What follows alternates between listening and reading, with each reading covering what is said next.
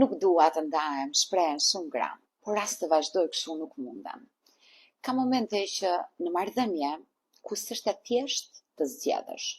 Nuk do të largohesh sepse ndoshta ende dhe ke ndjenja, ende kujton momente të bukura, shpresojnë që gjërat do ndryshojnë, por as të qëndrosh kështu ti nuk po mundesh më, sepse ndoshta ke humbur paqen tënde brenda, ndoshta ndihesh e heshtur dhe jo e dëgjuar, e pa vlerësuar apo e pa dashur si më përpara. Kjo është një fazë shumë e dhimbshme, sepse nuk ke një përgjigje të qartë.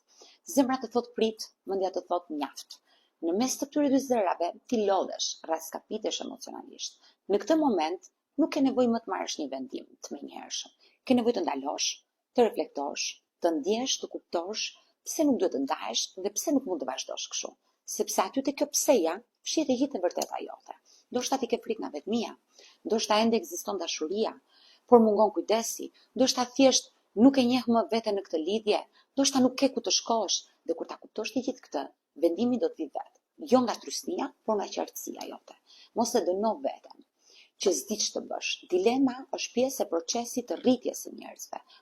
Mos e injoro as këtë ndjej, as veten në emër të një lidhje që nuk po të mban më gjallë. Unë jam psikologe ina, për gjithë ata që më njohin, nëse ndiheni në mes të këtij qëndrimi apo të largimi, mos harro. Dhe pa një vendim, ti ke të drejtë të ndihesh, ke të drejtë të kërkosh, të qartësohesh dhe të dëgjohesh.